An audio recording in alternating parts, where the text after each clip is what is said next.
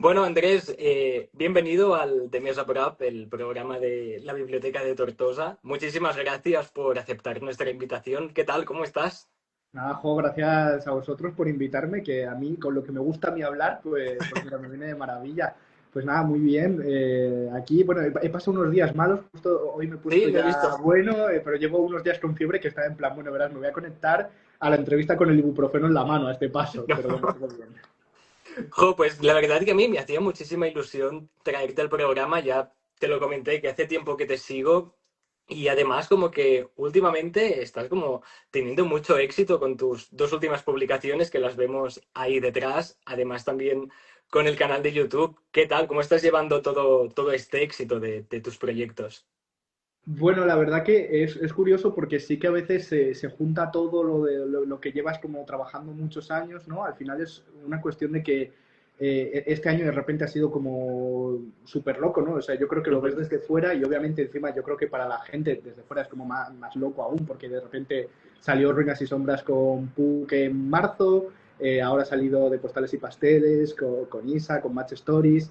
Y claro, se anunció también lo de un Biel y claro, son cosas que a lo mejor la gente ve y dice, guau, se le está viniendo todo, pero al final es trabajo que viene de mucho antes. O sea, tanto de Postales y Pasteles como Ruinas y Sombras son dos libros que yo escribí como hace más de 2 años y al final ha sido Wow. un proceso que entre moverlo, corregir, trabajar en uno y en otro, cuadrar fechas, claro, han sido 2 años de trabajar en su salida, pero 2 años en los que he estado trabajando en otras cosas, entonces como que se va acumulando, ¿sabes? Y luego se junta todo Claro. y dices, bueno, han sido unos meses imparables, pero al final es el trabajo de varios años y bueno, lo del canal de YouTube también que me dio por ahí. Al final yo como tengo esta faceta audiovisual que me gusta mucho, pues dije, ¿por qué no? Me gusta el formato largo, ¿no? Más que el formato corto, Claro. entonces dije, vamos a hacer algo así.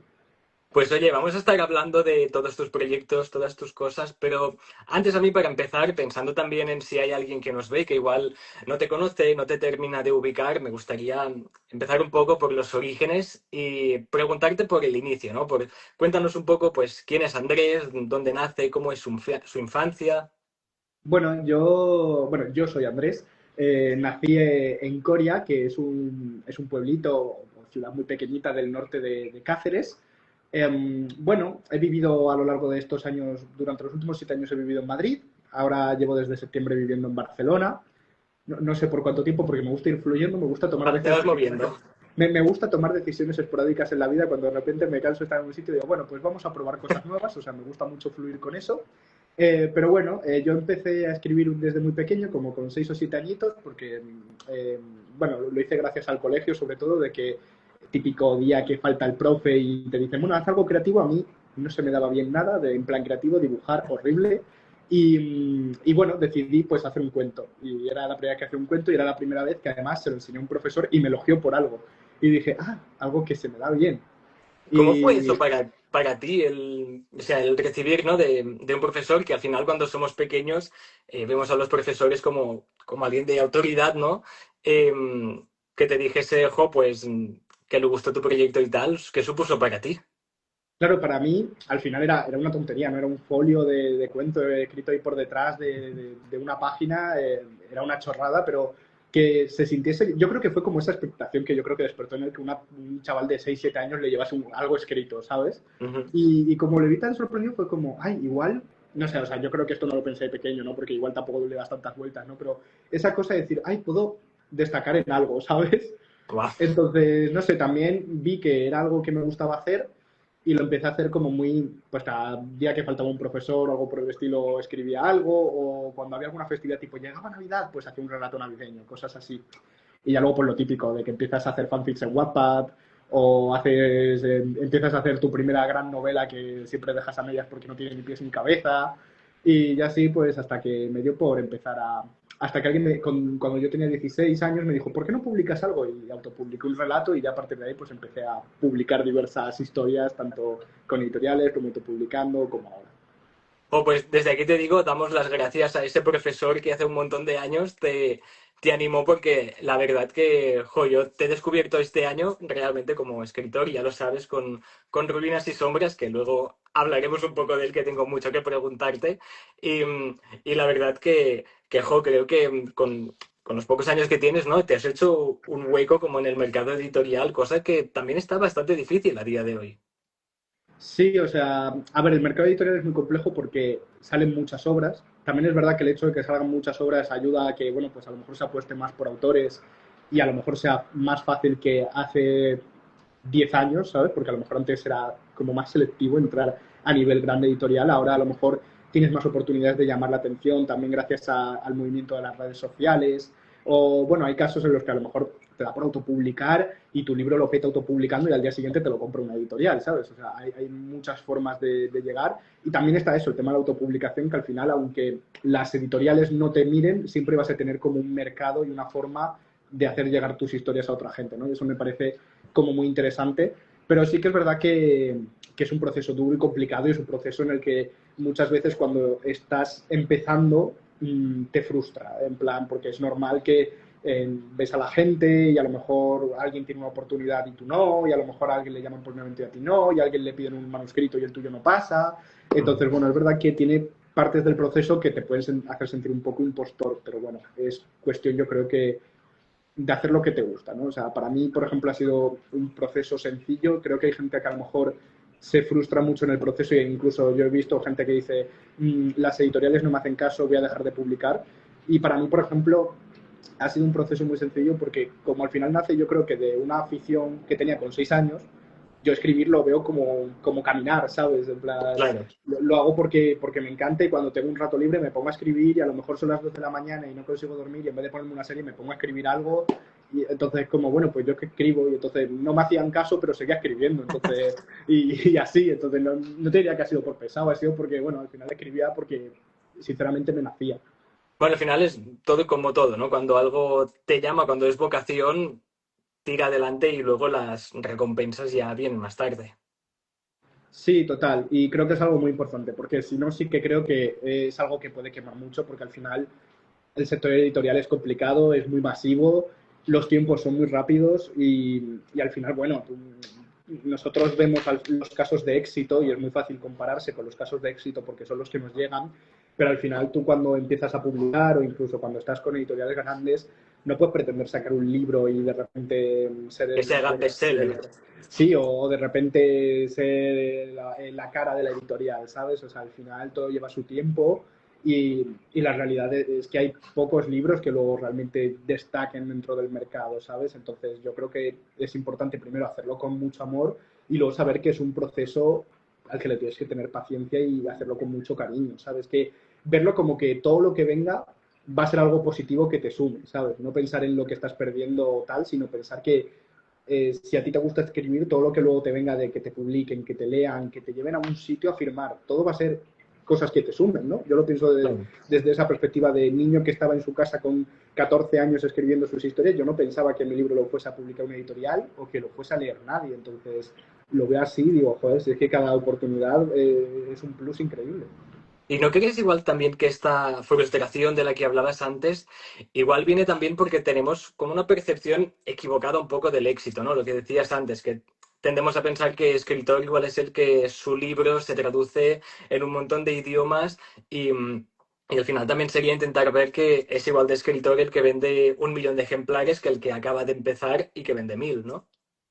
Sí, total. Además es que yo creo que, no sé, en plan, creo que es eso, el concepto equivocado que tú decías del éxito, porque al final yo creo que también uno tiene que saber un poco lo que quiera. A lo mejor es que hay gente que quiere dedicarse a vivir de los libros y que lo que quiere es ser famosa, yo qué sé, teniendo 1 millón de ejemplares vendidos, pero tiene Ujú. que saber que eso es muy difícil. Al final yo creo que está bien orientarse hacia el trabajo artístico que uno quiere. O sea, yo creo que, por ejemplo, a mí lo que más me llena es crear historias, primero que conecten con la gente y segundo, en ese proceso ir mejorando con cada historia. Y si Ujú. voy consiguiendo eso, yo estoy muy contento, ¿sabes? Y si puedo ir llegando a más gente, obviamente estoy contento. Pero al final es como cuando escuchas, por ejemplo, música, que a lo mejor es una Sí. cosa que es muy parecida, pero parece que es más lejana. mm, Tú ves a los artistas que a lo mejor tienen más oyentes y dices, bueno, es que hacen música comercial, no cuidan el producto, hacen lo genérico. Y luego al artista que más te gusta, a lo mejor es un artista mucho más chiquito, que hace Ujú. algo muy diferente, pero no lo escuchan. Y yo, bueno, pero igual ese artista realmente está haciendo lo que quiere, está haciendo una música que significa algo para él y tú lo disfrutas. Y a ti te llega, de hecho, de forma mucho más profunda que lo otro porque notas esa vinculación que hay con el artista, ¿sabes? Entonces yo creo que es un valor que la gente no le da muchas veces y que se le debería dar.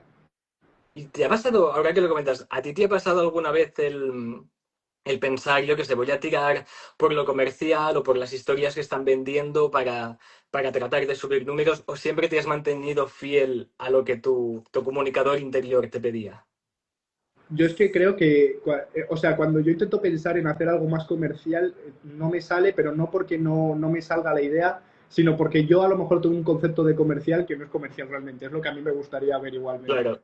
Entonces, yo, por ejemplo, cuando hice Ruinas y Sombras, yo hice Ruinas y Sombras, a ver, primero porque quería hacer es una historia muy personal, de hecho, que luego hablaremos más de ella, Ujú. pero en el fondo también quería coger una historia que fuera muy personal y adaptarla a lo que era el romantasy, que dije, bueno, quiero probar a escribir romantasy, que como está funcionando tanto, a ver qué tal se da un poco.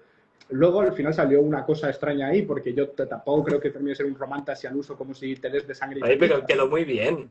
Pero claro, yo era como mi estilo de que fuera comercial y luego realmente digo, bueno, esto en el fondo sigue siendo bastante de nicho dentro de que es un romantasy, o sea, tiene elfos, tiene goblins, tiene cosas que hay mucha gente que diría, uff, bastante nicho, ¿no?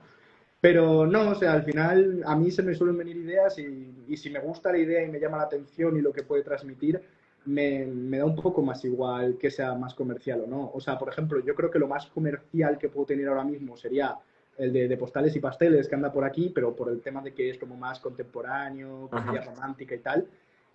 Pero aún así es que es el proyecto que menos pretensión ha tenido porque cuando lo empecé a escribir con Isa no anunciamos nada, o sea, de hecho, literalmente el anuncio de que estábamos escribiéndolo, bueno, no se anunció nunca, salió directamente que íbamos a publicarlo, pero porque lo empezamos a escribir por escribir juntos, por el mero hecho de hacerlo, con total diversión, y es un disparate de idea, en plan súper mamarracho todo, en plan en sí mismo, y es eso, en plan, será probablemente el más comercial y el que menos se ha pensado para venderse como tal, ¿sabes? Si fue simplemente Claro. vamos a divertirnos escribiéndolo. Pero entonces es también curioso cómo al final el mercado luego es muy raro, ¿no? A lo mejor haces algo y no tiene nada que ver con las tendencias que sigue. ¿Y cómo ha sido en el caso de Postales y Pasteles, que como decías lo has escrito junto con Isabel Parrish, cómo fue trabajar a cuatro manos? No sé si era la primera vez, pero sí que tú lo hacías, ¿no? Pero todo lo que tenías publicado hasta ahora era escrito por ti solo. ¿Cómo ha sido este proceso de repente tener un autor al lado, trabajar con otra persona?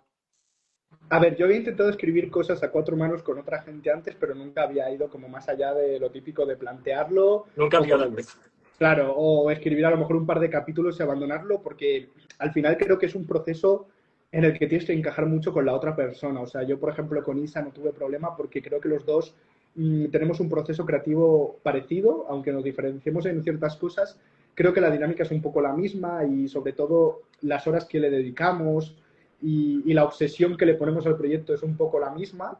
Entonces eso hacía que fluyera mucho el trabajo. Y luego las ideas creo que coincidíamos mucho en lo que queríamos contar y cuando notas esa conexión también a la hora de plasmar ideas y lo que quieres contar y todo es como, wow, vas proponiendo cosas y con la otra persona no estás Cuando tan claro. haces match y Claro, no es todo. como, no es como, ay, no, esto no tiene sentido, sino que vas proponiendo idioteces y ves que encima la otra persona te las sigue con más y dices, ah, bueno, aquí fluyen las ideas, ¿no? Entonces, sí que fue sencillo por eso, porque nos organizábamos muy bien, nos motivábamos el uno al otro, fue muy divertido y sobre todo hicimos esta dinámica de tener dos personajes y al final, como está narrado en primera persona, cada uno podía narrar a uno, entonces tampoco nos teníamos que volver locos con el tema de que las voces sonasen igual porque cada personaje tenía su propia voz. Cada uno teníais un mismo un personaje asignado y no cambiabais. Claro, o sea, lo que hacíamos era, el otro obviamente revisaba y aportaba Ujú. cosas, ideas o tocábamos alguna cosilla, pero principalmente era como los capítulos de uno y los del otro, e iban alternándose todo el tiempo. Y ya que hablamos de ella, por si alguien no se ha enterado que se ha publicado, ¿qué nos podemos encontrar en esta historia? Bueno, de Postales y Pasteles es básicamente una historia que yo resumo como Rafa tiene una crisis existencial muy gorda porque acaba de terminar la carrera y no sabe qué hacer con su vida, ¿Que pasa bastante esto? y como no sabe afrontar los problemas, decide básicamente huir y mandar a la mierda todo. Entonces lo deja con su novia, que es Carolina, con la que lleva pues, prácticamente toda la vida, desde la adolescencia, y la deja. Y se va un poco pues, a huir, se escapa ese verano por ahí. Y en este proceso, una noche loca, se lía con la mejor amiga de Carolina. con Wow, la que no solo se lía, sino que digamos que el tío ya se mete en el marrón, dice, bueno, pues vamos hasta el fondo con él y acaban comprometiéndose. Con ostras. la, con la gran fortuna de que la organizadora de la boda es Carolina, la exnovia. No. Y O entonces, sea, salseo por un tubo. sí, entonces ya partiendo de esa base, pues te puedes imaginar la cantidad de enredos y situaciones alocadas que se dan en esa novela. Oye, Andrés, si tú eres básicamente que es más conocido por fantasía, ¿cómo ha sido para ti también no solo trabajar con otra persona, sino además en un género tan distinto al que nos tenías acostumbrados igual? Pues al principio o sea, fue muy difícil, porque yo venía encima de escribir Ruinas y Sombras, que encima tiene un lenguaje como bastante intenso. Tampoco diría recargado, pero sí que la voz de Cirandel, que es la Sí, protagonista, es súper intensa, súper profunda, súper reflexiva. Y de repente me tocaba narrar a este dúo que no sé cuál de los dos está peor de la cabeza. Entonces, era un cambio muy grande porque de repente yo sentía que no podía como profundizar tanto como a lo mejor profundizas en la fantasía, usar este lenguaje como más recargado que sí que te permite a veces la claro. fantasía, sino que era todo muy contemporáneo, muy actual. Y para mí lo peor fue como los tres primeros capítulos adaptarme a este tono como mucho más directo, mucho más jovial, mucho más de Ujú. incluso hablarle al lector directamente. Y bueno, lo que más me costó fue eso. Luego debo decir que el tema de la trama y tal fluyó súper bien y yo me sentí súper cómodo. Y la verdad que me ha gustado. O sea, sí, me sigue gustando mucho la fantasía, pero es verdad que me gusta explorar esta faceta de roncon y tal, para hacer un poco el mamarracho. O sea que igual en un futuro vemos más proyectos tuyos en este tono. Sí, de hecho puede ser que el año que viene se vean cositas. Exclusiva. Se vean cositas. Yo es que soy como Tom Holland, en plan, a mí me metes a hablar de cosas y yo te estoy dando Sueltas todo. spoilers por un tubo. Sí, pero sí, pues probablemente el año que viene podamos hablar de cositas más en este estilo. Y nos has dicho antes que el interés por la escritura surgió a los 6 años en la escuela, pero el tema de la fantasía también surgió ahí de manera natural a los 6 años, o sea, ¿de dónde sale este interés por crear mundos fantásticos que también los trabajas? Pues, a ver, es verdad que el primer cuento ese que escribí iba sobre tres hermanos que se metían en un bosque a buscar a una bruja. Entonces ya tenía ahí su toque fantasioso. Ujú. Pero no sé, yo creo que es que siempre me ha llamado más a la hora de leerlo todo lo que fuera fantasía. O sea, yo era una persona que de pequeño tenía mucha imaginación. O sea, yo creo que mis padres creo que sufrieron para no mandarme a un psiquiátrico porque a mí me dejaba solo y yo me entretenía solo con mis juguetes, me montaba historias por casa. O sea, tenía un montón de figuras que las juntaba y me montaba historias todos los días. O yo mismo me ponía a jugar solo, en plan, mis padres me veían por ahí dando volteretas que yo creo que tenían que flipar y yo estaba en mi propio mundo imaginario Luchando contra monstruos. Bueno, creyéndome el protagonista de mi propio libro. Entonces, yo creo que como esas historias que yo ya creaba con juguetes o conmigo mismo como prota eran muy de fantasía siempre, yo creo que cuando empecé a escribir libros fue como, ostras, todo lo que llevo haciendo yo de niño, que parecía aquí que me había dado un brote y estaba haciendo aquí por casa, ahora en vez de hacerlo por casa, puedo hacerlo en los libros y encima parece como más real, ¿sabes? Entonces, fue un poco así por lo que empecé a escribir fantasía. También es verdad que hice alguna cosa como más contemporánea y tal, pero es que al final la fantasía yo siento que me daba como una libertad y no sé, como una facilidad a la hora de explicar cosas y es como muy metafórico todo lo que quieras contar en fantasía, Ujú. ¿sabes?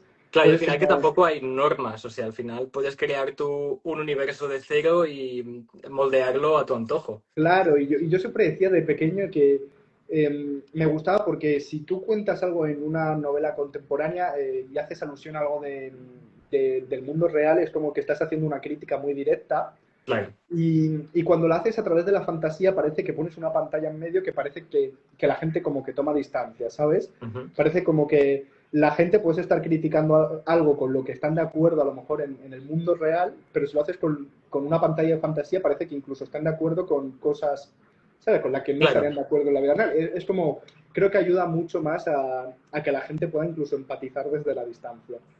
Bueno, al final, ya lo dicen, ¿no? Los libros tienen un poco esa magia, ese poder de cambiar a las personas, cambiar mentalidad, incluso ayudarnos. Sí, total. Y a mí por eso, ya te digo, es lo que más me gusta, de hecho, del género fantástico, aparte de montarme todas las películas que yo quiera, porque al final el mundo no tiene límites, ¿no? Cuando es fantasía, es este tema. Y fue esa necesidad de crear, de comunicar, esa imaginación lo que te llevó a estudiar comunicación audiovisual, que he visto que formamos parte del mismo ámbito profesional. ¿Cómo, Eh, cómo terminas metiéndote ahí? Pues yo es verdad que no tenía muy claro lo que quería hacer hasta que llegué al bachillerato, que bueno, ya me siento un poco privilegiado porque hay gente que estaba terminando bachillerato sin saber qué quería hacer. Yo en bachillerato dije, me llama el audiovisual porque me gustaba todo el tema de hacer vídeos. Yo, como creo que casi cualquier persona de mi edad tuvo esa época de querer ser youtuber Nada, total. y jugar Viendo videojuegos. iCarly, no sé si tú lo veías, yo estaba Claro, obsesionado y era como, yo también quiero. claro, entonces yo creo que tenía esa cosa de decir, algo, quiero ser youtuber, pero como no lo veía viable, digo, bueno, pues hago audiovisuales y hago algo relacionado con el mundo audiovisual. Entonces me metí a audiovisuales, no sabía muy bien tampoco por dónde orientarlo, porque en un principio me metí diciendo, bueno, puedo hacer algo así como más tipo creación de contenido, o a lo mejor puedo tirar por el tema del guión para contar historias. Luego es verdad que cuando empecé a hacer guiones me daba cuenta de que cada vez que tenía una idea la quería contar en una novela y no en un guión, entonces dije, creo que esto no va a ser lo mío y bueno, Tu me voz dejé. interna ya te decía que fueses para escritor. Y claro, entonces ya me fui orientando. Luego es verdad que en el mundo audiovisual me ha dado por hacer muchas cosas porque nunca, o sea, me han gustado muchas, pero nunca me he decantado por una. Ahora, por ejemplo, estoy muy centrado, o sea, he hecho un máster de producción y sigo estudiando cosas de producción porque me llama mucho toda la parte que es como más de organizar y de controlar. Pero sí que es verdad que una de las partes que más estoy disfrutando y por las que en parte me he hecho el canal de YouTube es porque estoy disfrutando mucho del tema de la edición de vídeo. Y es un Pues tema sí, que es muy guay. a lo mejor en la carrera no le di tanta importancia, aunque me gustase, pero ahora, por ejemplo, sí que es una cosa que me llama bastante. Bueno, de hecho, has dicho que tuviste varios trabajos, ¿no? Como relacionados con el mundo audiovisual, como fotógrafo, editor de videoclips. De todos estos, ¿cuál dirías que es el más extraño o más random que digas, ostras, he hecho este proyecto? ¿Hay alguno que destacarías? A ver, yo diría que lo más raro que he hecho ha sido, sin duda, dentro del mundo de la fotografía, que esta yo la hacía incluso, la empecé a hacer en el instituto y en bachillerato, porque yo ya iba como con la cosa de voy a hacer audiovisuales, pues me compré una cámara de fotos y empecé a hacer fotos. Claro, La cosa es que en mi pueblo, como nadie hacía fotos, eh, todos los chavales y chavalas de nuestra edad eran como que nos pedían sesiones de fotos a mí y a un amigo que también tenía cámara de fotos. en serio. Entonces como que nos pagaban ¿sabes? En plan, los chavales nos decían, bueno, 10 euros si me haces una sesión de fotos. Y yo decía, venga, va, tal. Y yo, De claro, una. yo decía 16 años, decía, de locos. Y lo más random fue que estando, no sé si en primero, segundo de bachillerato, una de nuestras compañeras de clase nos pidió que le hiciéramos las fotografías a la comunión de su hermano. Ostras. Y esto fue muy raro, porque claro, yo no tenía formación ninguna en plan profesional, yo tenía la experiencia de llevar, vale, 3 años haciendo fotos, pero de forma totalmente amateur. Y de Claro. repente, a esta chavala que le encantaban nuestras fotos y tal, nos dijo que le hiciéramos las fotografías a su hermana. Y yo sentí como una responsabilidad de decir que son las fotos de una comunión, vamos a ver. Y mira, Quedaron bien al menos porque debe de, sí, sí. cuando la mayoría de personas cuando ven la foto de la comunión es como, madre mía, ¿qué es esto? Sí, no, no veas qué mal lo pasamos el día que llegó el álbum de fotos y no, de hecho nos invitaron a verlo, no sé cuándo llegó el álbum de fotos, pero nos invitaron como a verlo y dije yo, bueno, ¿qué saldrá ahí? Y las Y tú fotos, temblando, no, no, y las fotos debo decir que quedaron muy bien, pero dije, madre mía, menos creo mal. que fue bastante random. O sea, sobre todo fue el momento de estar en la propia comunión, tú como, Claro. claro, tú estás en comuniones y eventos y ves al típico fotógrafo ya mayor, experiencia curtida, por ahí pasándose con su cámara. Pero yo, que era un chaval pasándome por ahí, por la catedral haciendo fotos, yo, no sé, me sentí un invasor, en plan, digo, ¿qué hago Ya, aquí? porque ¿cuántos años tenías por aquel entonces? O Debió sea, ser muy para tendría atrás. 16 o 17, en plan, era de decir, ¿qué hago aquí? Oye, poca gente puede decir que ha empezado haciendo fotos de comunión, ¿eh? Esto en el currículum puede quedar muy top. Sí, total. O sea, tengo cosas en el... Hay muchas cosas, de hecho, que luego no pongo en el currículum porque no sé cómo contarlas, porque es como, vale, hice fotos en una comunión. Bueno, Fotógrafo de comuniones, ya está, fotógrafo de listo. comuniones, ha hecho una. Oye, ¿y no crees este paso por tu faceta audiovisual y tal, a la hora de escribir también debe servir un poco de ayuda, imagino, ¿no? Al final también es algo muy creativo de trabajar en proyectos y tirar para adelante cosas, o sea, se pueden como coger bien de la mano. Sí, o sea, al final yo creo que hay muchas partes del mundo audiovisual que se vinculan mucho también con el mundo editorial. Luego, obviamente, al nivel de procesos también hay muchas, porque al final una producción de una película y una producción de un libro se siguen un poco de cerca, o sea, con presupuestos y tiempos muy distintos, ¿no? Pero sí tienen procesos muy implicados, entonces sí que te ayuda a conocerlos muy bien. Y luego a mí a nivel creativo, pues es verdad que, claro, yo he estudiado guión, he estudiado narrativa Ujú. audiovisual, que al final son cosas que se enfocan mucho obviamente al cine y la televisión, pero al final para estudiar guión o para estudiar narrativa audiovisual, pues son conceptos que puedes aplicar en general a la creación de una idea, ¿sabes? Y Claro. luego contarla. Entonces sí que es verdad que me ha venido muy bien, porque hay muchos procesos que yo aprendí gracias a narrativa audiovisual de cómo crear ideas o cómo desarrollarlas o tal, que me han venido súper bien y que yo a día de hoy las sigo aplicando y que muchas veces cuando me piden consejos amigos o lo que sea, voy a conceptos que yo estudié en narrativa Desde esto, el audiovisual. manual de audiovisual de primero. No, tal cual, pero sí, al final te empiezan a explicar movidas de estas de, bueno, empieza a jugar con el, ¿qué pasaría si? Y tú ponte a tirar Claro. ahí ideas, o te dicen, coge dos ideas muy contrarias y púntalas, o O el yo qué viaje sé, del héroe, no sé si a ti también te lo claro, hicieron estudiar. sí, o yo qué sé, yo en una cosa que nunca había caído era el tema de, a mí mi profesor de narrativa me decía mucho que él se centraba en estudiar los núcleos y los satélites de la narrativa, que era como que al final la novela tiene que tener ciertos núcleos fuertes que mueven la historia y luego cada núcleo tiene que estar rodeado por sus satélites como que lo aporten, pero que no sean principales, ¿sabes? Y a mí eso me ayudaba mucho a ver el tema de las tramas y cómo organizarlas. O sea, cuando dices núcleo, ¿te refieres como a tramas o a personajes que Mm, tengan más peso o elementos que sean más importantes que otros?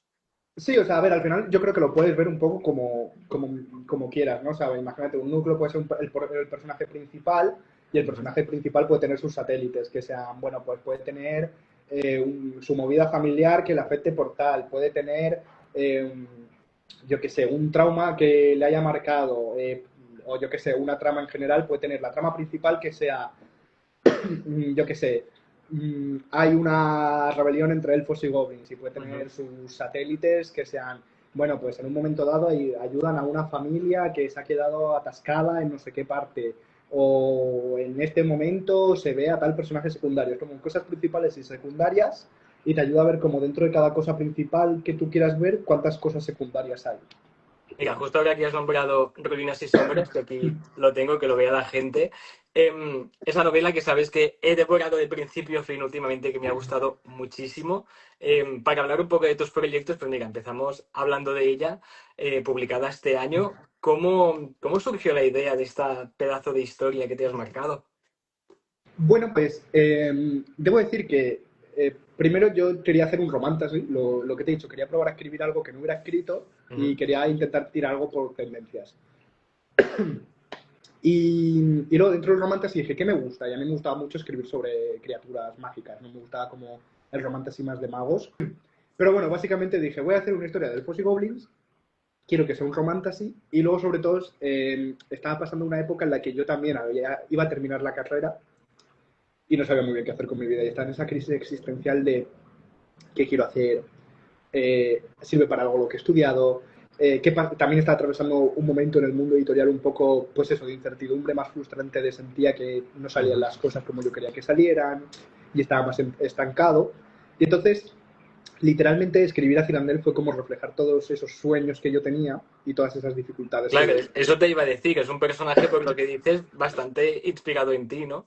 Sí, o sea, yo siempre digo que Cirandel es probablemente el personaje más inspirado en mí que haya. O sea, no me gusta mucho inspirar personajes en mí, pero es verdad que en Cirandel volqué muchos sueños y preocupaciones y toda esta vena súper optimista y soñadora que ella tiene, yo siento que era la que yo tenía en ese momento. Y como que luego la ambientación de Ciudad Libre y tal era un poco como los obstáculos que yo veía como para desarrollarlo, ¿no? Como esa fuerza mayor que te impide avanzar por mucho que tú quieras. Pero nació un poco así, con esa idea de querer hablar del amor por los libros, de hablar de sueños y de hacer una historia que fuera un romance así un poco enemies to lovers. Pues mira, a mí una cosa que me gustó mucho leyendo esta novela es que al final, bueno, un poquito de contexto sin hacer spoiler, ¿no? En esta ciudad libre conviven elfos y goblins, dos especies que están como con mucha tensión entre ellas, ¿no? Con un poquito discriminación, opresión social también. Y yo me gustó mucho cómo hiciste como un poco esta crítica social, no sé si intencionada, pero te quería preguntar, claro, ¿cómo fue tratar en una novela de fantasía unos temas que al final, por desgracia, pues son el día a día de muchas personas? Todo esto, ¿no? De discriminación, diferencia de clases.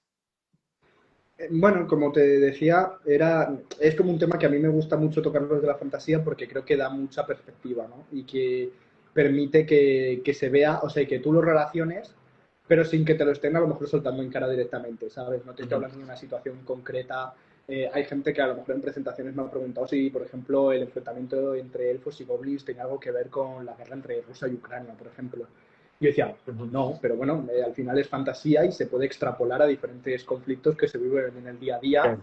y entiendo que lo puedas vincular. En Y plan, creo que, además, tal como está el mundo últimamente, pues es que es enseguida muy fácil comparar estas situaciones con que te venga un ejemplo en... claro, y en plan, y creo que es lo guay. Y al final es una cosa que no sé, a ver, yo, es verdad que hacernos de la fantasía te da como la libertad de decir, bueno, yo estoy haciendo aquí mi parte de crítica social, pero es verdad que como que no terminas de posicionarte con nada, porque al final yo creo que Claro. entra en el juicio lector también qué quieres interpretar tú, ¿no? Porque al final estás leyendo una historia de aventuras, de amor y demás. Pero bueno, creo que es interesante verlo, como decir, bueno, interpreta tú quiénes son los elfos, quiénes son los goblins. En este caso, ¿tú con quién estarías? ¿Con los elfos o con los goblins? Entonces, si lo extrapolas a la realidad, ¿con quién estás? ¿Con los Claro. elfos o con los goblins? Bueno, creo que es una parte muy guay de estas historias, ¿no? Que al final estás leyendo una historia que es juvenil, que es bastante dinámica, que es un romance con sus conflictos bélicos y tal, pero al final también creo que el mensaje que deja de fondo, pese a ser una historia juvenil y tal, es también guay que el lector se lo pueda llevar. Que también me gustó mucho eso que dices, ¿no? De no saber bien con quién te posicionas, que creo que trabajas muy bien el hecho de que todos los bandos hacen cosas malas, no sabes hasta dónde está, ¿no? La línea de quién es el bueno, quién es el malo. También eso está muy bien trabajarlo, pienso yo, desde esta forma.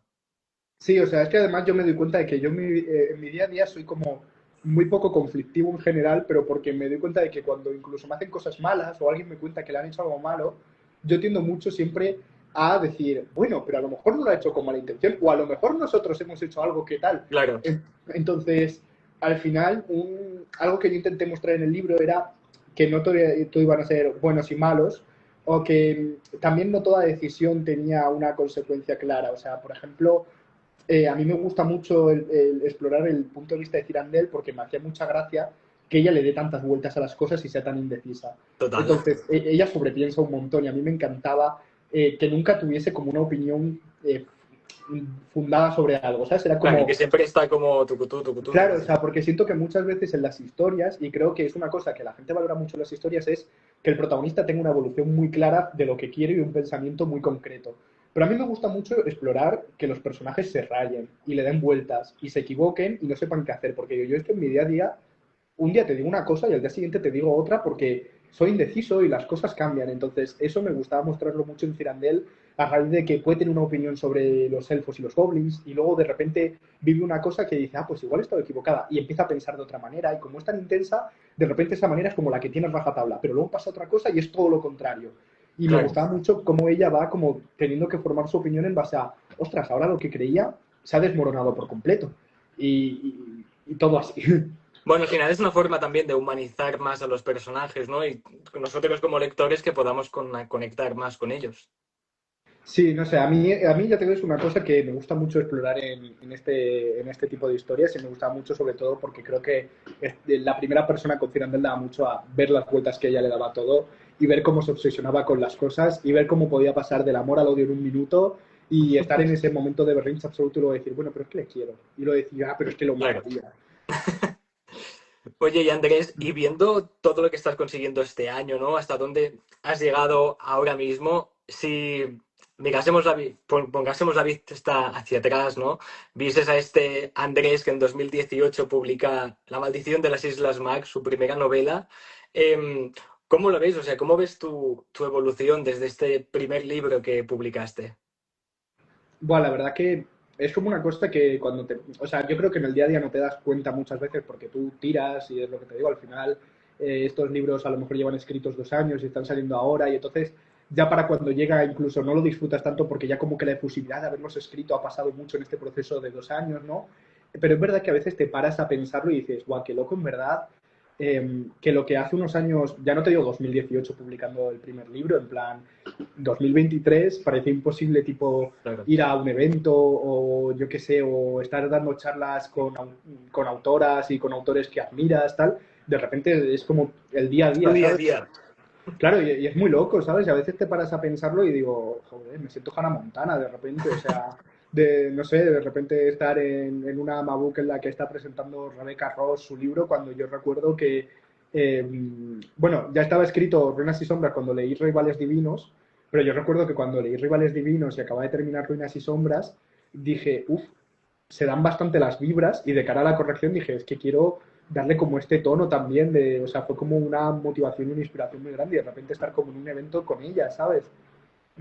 No sé, en Qué plan, fuerte. son, Las son vueltas que cosas, da la vida.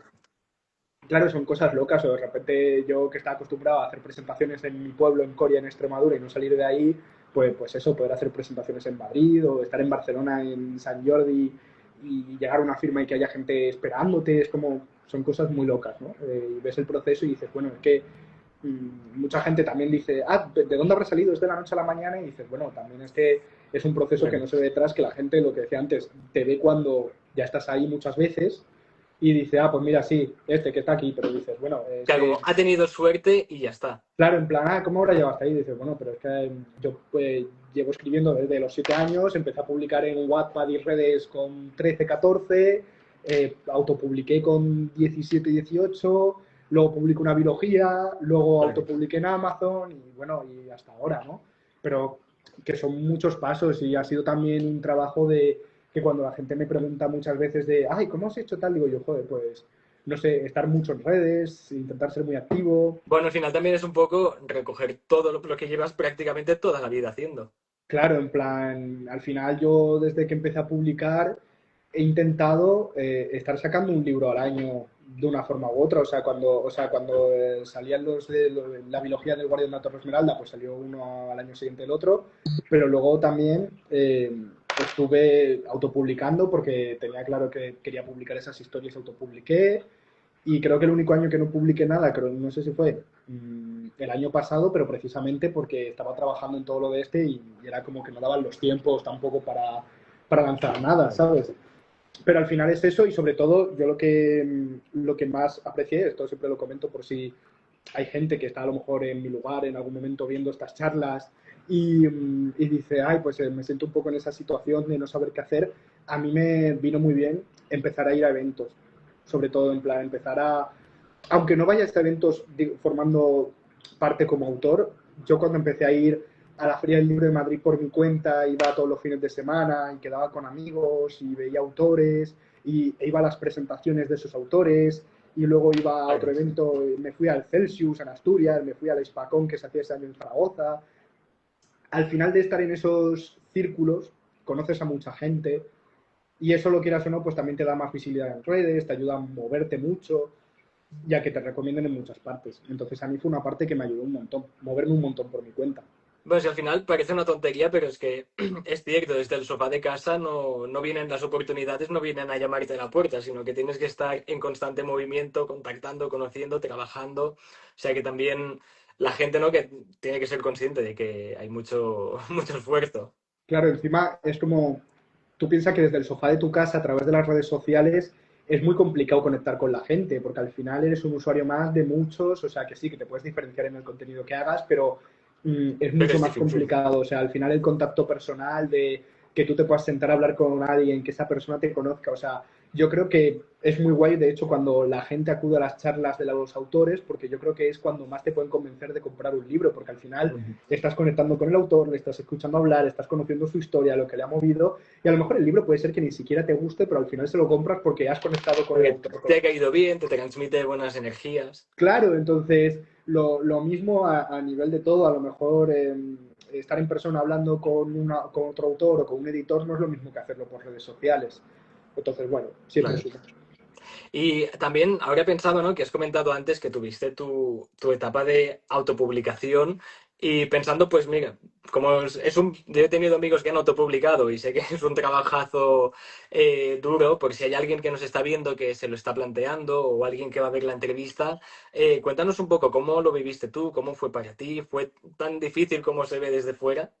A ver, obviamente es un trabajo que cuesta bastante más porque al final tú con la editorial te lo dan todo hecho. O sea, tú al final revisas y sí, das el ok y ves que esté todo bien y cuando llega tu editor con cambios, pues le quieres matar porque te tengo que cambiar cosas, pero en verdad te está facilitando todo, ¿sabes? En plan, llegas, bueno, te mandamos las correcciones, valóralas y te da pereza volver a leerlo y ver si las Claro, correcciones que ha hecho el corrector están bien, pero al final son todo facilidades y cuando tú estás autopublicando es una desgracia porque te toca hacerlo todo, no tienes opiniones externas, a ver, pues tengo opiniones externas, ¿no? Pero no tienes un equipo profesional detrás y todo lo haces tú y todo lo pagas tú claro. y al final es mucho tiempo. No es como, bueno, pues termino, o sea, yo ahora, por ejemplo, termino la novela, al mes siguiente me mandaron las correcciones, mandé el otro día las correcciones y yo en este tiempo hasta que me llegue la siguiente corrección que me hagan o el siguiente lo que me manden, yo estoy libre, ¿sabes? Estoy aprovechando para pensar en otros proyectos y tal. De la Claro. otra forma tendría que estar que si maqueta, que si portada, que si contacta y es complejo, o sea, es bastante, es bastante complejo porque ya no es solo escribirlo, es todo el proceso que hay después. Yo los recomiendo si la gente tiene tiempo, porque Claro. al final le vas a tener que dedicar mucho tiempo y mucho esfuerzo. Si estás dispuesto a estar encima del libro, mínimo, aunque sea un par de meses previos a que salga y un par de meses después, luego como, bueno, como todo buen mercado editorial, el libro morirá, no pasa nada, lo puedes ir reflotando, pero al final el mercado editorial no le da mucho más margen a los libros, ¿no? Claro. Pero bueno, si estás dispuesto a esos meses enfocarte mucho en el proyecto, pues sí, y a pagarlo también, porque al final pues autopublicar es una cosa que puedes hacerlo todo lo cutre que quieras, obviamente, pero luego se Claro, te nota. gastas un poco lo que quieres, ¿no? Claro, entonces yo, por ejemplo, con La maldición de las Islas Mac, pues la maquetación es verdad que le hice yo que aprendí a maquetar, porque era una Bueno, cosa que dije, el saber no ocupa lugar, oye, ya claro, o ahí sea, tienes. claro, dentro de todos los procesos que había, dije, ¿qué es lo que tú puedes hacer? Y yo dije, maquetar lo veo viable. Entonces aprendí a maquetar y lo maqueté yo, pero yo qué sé, cosas como la corrección, pues me fijaba más si había un corrector, o bueno, la portada ya ni hablemos, porque como he dicho, lo mío y lo Ujú. de dibujar no va conmigo. Entonces sí que al final tienes que pagar un ilustrador y los ilustradores también tienen que cobrar, o sea, eso diré a un ilustrador y decirle, oye, cóbrame 30 euros por la portada, pues tampoco, ¿sabes? Entonces sí que lleva, lleva esa parte de trabajo, pero bueno, luego también es verdad que te sientes muy orgulloso, porque literal el libro va a ser tu creación 100% absoluta. tuyo. O sea, el libro va a ser tu creación absoluta y eso es una parte muy positiva, pero bueno, lleva mucho trabajo. Y cuando diste el paso de ser autor autopublicado a de repente venir una editorial, te costó un poco hacer eso de yo confío en otra persona, le doy mi libro a otra persona, confiar en su criterio, también un poco cómo es ese vínculo que desde fuera igual los lectores lo desconocemos, ¿no? El vínculo que se crea escritor, editor, para al final es un vínculo de mucha confianza y confiar en uno mismo. A ver, lo bueno es que yo antes de autopublicar había también trabajado con una editorial, que es verdad que era mucho más chiquitita, era más independiente, al final son otros procesos porque obviamente no tienen tanto equipo detrás, muchas veces pues las correcciones te las haces tú como buenamente puedas y bueno, ellos ponen portada y lo sacan Claro. al mercado, ¿sabes? Entonces sí que era un proceso diferente, para mí fue un alivio muy grande porque es verdad que pasar de autopublicar a estar pues con Puck trabajando fue como qué facilidad de vida, porque es verdad que lo llevan todo súper bien gestionado y súper medido y todo. Pero, joder, que era poder hacer cosas que tú solo, por mucho que quieras hacer, no puedas, con mucha facilidad, ¿no? Tipo, cuando yo autopublicaba también decía, ay, se lo quiero enviar a influencers, pero claro, igual no tienes la capacidad de hacer Claro. 40 envíos o, y encima mandar regalos y estar en eventos, o sea, es un cambio grande. Pero sí que para mí fue fácil, porque yo además trabajando con Leo, me llevo muy bien Ujú. con Leo, entonces eh, era como, bueno, Casi suerte como leyéndotelo. trabajar con un amigo, ¿no? También al final. Claro, entonces era trabajar literalmente con un amigo, era como, bueno, suerte leyéndotelo y comentar las cosas de forma muy directa, muy... O sea, no era como te mando un mail contándote esto, sino era como me llama por teléfono o si Ujú. nos veíamos en algún evento aprovechábamos, tomábamos un café antes y me contaba cosas y entonces era muy natural el proceso y muy guay, o sea, ¿Y cómo llegas a esta editorial? Con un poco lo que decíamos antes, ¿no? Que la gente de fuera igual piensa que simplemente Chas apareciste ahí. ¿Cómo llega Ediciones Paca a tu vida? bueno, yo lo que voy a decir en general y la experiencia que me ha dado viendo cómo trabajan en Urano en general y en otras editoriales es que, bueno, se llega de muchas formas, ¿no? Al final, yo creo que la forma más sencilla de llegar es, bueno, por una parte que lo estés petando, obviamente, o sea, hagas lo que hagas, ya sea con novela independiente o con tal, si tu libro de repente se ve en librerías y tal, es posible que un editor lo vea y si encima Y ya se interesa. si está teniendo su espacio en mesa y tal, es posible que su editor se quede con tu nombre o le llame la atención y te acabe contactando. Luego, obviamente, tener agente también es un buen punto para llegar, por ejemplo, a editoriales y tal. No es indispensable, yo lo hice sin agente y bueno, se puede hacer. Es verdad que con agente debería ser mucho más sencillo llegar a editores.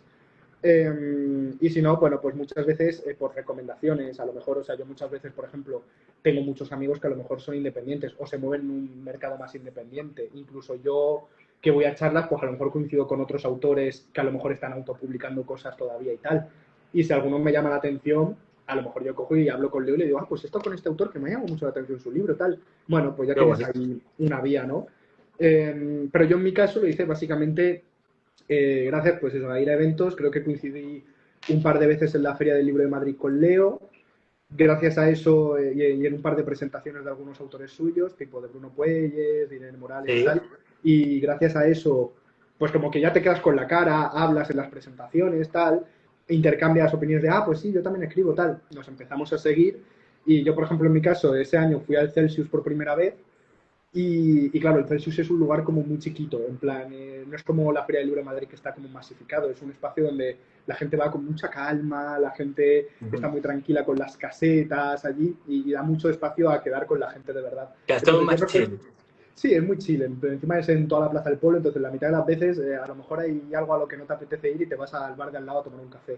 Y en una de esas, pues yo recuerdo que había una charla a la que yo no había podido entrar porque llegué tarde, me iba a dar una vuelta por las casetas. Ese año Urano tenía caseta en el Celsius, Leo estaba allí en la caseta, me pasé por allí y nos pusimos a hablar y tal. Tomamos un café porque dijo, ah, mira, estoy haciendo tiempo, tal, a que acabe la charla esta, vamos a tomar un café. Tomamos un café, hablamos de libros, de proyectos, le llamó la atención Ruinas y Sombras, que yo llevaba 3 capítulos escritos del libro, y así surgió un poco Qué guay. cómo empezamos a hablar. Y luego a partir de eso, pues bueno, ir hablando del proyecto y tal, y ir trabajando juntos, pero ya ves, de la forma más casual posible. Pero está muy bien que lo cuentes porque así también queda guay, ¿no? Como mensaje de esta entrevista, que la gente que tiene, por ejemplo, como sueño estar donde estás tú, que tenga esta conciencia, ¿no? De que hay que moverse, que vaya a tope y que hay que al final luchar y trabajar los sueños. Sí, obviamente con esto tampoco decimos que vayáis a acosar a la gente, a los editores, de repente ir Evidentemente. a la que veis sale en un evento, ir a agarrarle el brazo para llevaroslo a tomar un café con No, claro, vosotros, claro. ¿sabes? Pero sí, o sea que al final obviamente tener presencia en diferentes sitios pues te ayuda a que la gente pues se quede con tu cara y sobre todo si luego eres un poco... Yo no he sido la persona más extrovertida del mundo, ahora ya sí, Bueno, al pero final sí, también te acostumbras, ¿no? A base claro. de Entonces, ir viendo. a la que eres un poco extrovertido y hablas y compartes y dices, ah, pues yo escribo tal, no sé qué, pues bueno, ya te vas haciendo un círculo de gente que al final luego nunca sabes quién te puede recomendar a otra persona. Claro. Y oye, estoy viendo que empezamos a acercarnos al final de la entrevista, pero antes quería evidentemente preguntarte un poco de futuro. No sé si puedes contar cosas, no puedes, si no, no puedes hacer un Tom Holland y contárnoslo todo, pero ¿qué podemos esperar de Andrés de cara al futuro? ¿Qué cosas se están moviendo? Bueno, bueno, ahora obviamente estamos con todo lo de postales y pasteles, que están todos los eventos y presentaciones y tal. Eh, de hecho, bueno, el 15 de noviembre estamos en Barcelona presentando el libro, Ah, bueno, que como tomad creo que nota todo el mundo. por zona geográfica es lo más cercano que pilla, pues lo suelto aquí. Queda Eh, cerca. y bueno, luego sí que es verdad que el otro día se anunció el proyecto Artes Oscuras que va a salir con Umbriel. Eh, si no me equivoco, yo tampoco tengo muy clara la fecha porque la vamos moviendo de semana en semana un poco en función de lo que nos va cuadrando y tal, pero si todo sale bien debería salir mínimo en el primer trimestre del año, o sea que está a la vuelta de la esquina Está realmente. cerquísima ya. O sea, enseguida yo creo que a lo largo de noviembre, como muy tarde, yo creo que anunciaremos portadita y cosas, que bueno, la portada es lo mejor que he visto yo en mi vida, y ahora lo Sí, digo. O sea, te está juro que pendiente. nunca he estado tan contento con una portada y creo que a la gente le va a llamar la atención porque creo que es bastante diferente. Y entonces, bueno, ese proyecto es básicamente una novela más adulta, es Dark Academia mezclado con fantasía y es una historia de 4 hermanos que, bueno, un poco movidos por un pasado familiar. Me está Uy, llamando. ahora, se fue el sonido un momento. Sí, sí, de repente me han llamado. Bueno, estos 4 hermanos movidos por un pasado familiar oscuro acaban en una academia de artes en las que digamos que hay ciertas cosas que esconden las sombras. Ok. que les persiguen en sueños. Es como muy creepy. O sea, yo la novela debo decir que empezó siendo un poco ida de olla a Dark Academia y acabó siendo bastante creepy. O sea, yo se me fue la cabeza un poco escribiendo las escenas, yo creo. Pero creo que mola, tiene una ambientación muy oscura. Y, Oye, qué guay, estaré pendiente, pues, mola, mola. o sea, a mí me gusta mucho el cambio de tono como más adulto y más macabro y siento que es muy historia de que se te va la cabeza. O sea, ahora que la estaba corrigiendo digo, bueno, yo creo que la gente va a decir que me tome algo porque La gente va a tener miedo. o sea, hay veces que encima cuando escribo cosas así como tan abstractas a veces, porque al Sí. final como se juega mucho con las pesadillas en ese libro, a veces es como muy abstracto lo que sienten, ¿no? Y digo, yo no sé si tiene sentido, yo intento hacer como que sientan sensaciones, ¿no? Y tal, y como hacerlo muy visual, pero digo, no sé si luego tiene sentido. Pero bueno, yo dejaré que decida. Primero que decida Leo, a ver qué le parece, y luego... Y luego ya los lectores ya, Sí. ya diremos. Y luego, bueno, como vengo adelantando en las charlas que tenemos de postales y pasteles, y como he dicho antes, puede ser que el año que viene anunciemos también algo así contemporáneo, a cuatro Ok. manos también, que siga un poco más el estilo de postales y pasteles. Así que así tenemos intensidad, fantasía y oscuridad para los que les guste ese rollo, y pasteles, cositas mamarrachas y romcoms para los que les guste la contemporánea. Tienes libros para todos los gustos, para todo el público. Y sí, o sea, 2025 fue intenso, 2026 también lo va a ser. Y Bueno, bueno, pero buena señal, que sí, esto que sí siga así. lo voy a adelantar en exclusiva, no se ha dicho en ninguna parte. De hecho, no se va a decir en ninguna parte fuera de este directo hasta que se anuncie en algún momento. Ok. Pero estoy trabajando en un relato extra de Ruinas y Sombras ¿En serio? que nos gustaría que se regalara por Navidad. No es un relato navideño, pero sí que a Ok. veces Puck hace estas cosas de que por Navidad ponen relatos digitales gratis y Ujú. se pueden pillar por Amazon o por Amabook y tal. Entonces sí que estoy trabajando en un relato extra, que son como 7 capítulos sueltos, de, narrados desde el punto de vista de Gobel, que era algo que pedía la Ostras. gente, y bueno, y básicamente vamos a conocer un poco el pasado de Gobel, más desde su punto de vista. Oye, pues eso me lo voy a anotar, que yo necesito leerlo. Sí, pues estoy escribiéndolo ahora mismo y bueno, Qué eso sí guay. lo voy a adelantar porque falta poquito, pero me apetecía como contarlo en alguna parte así más que queda aquí, ¿sabes? Para los que sigan el directo. O sea, un regalo para los que han aguantado hasta el final.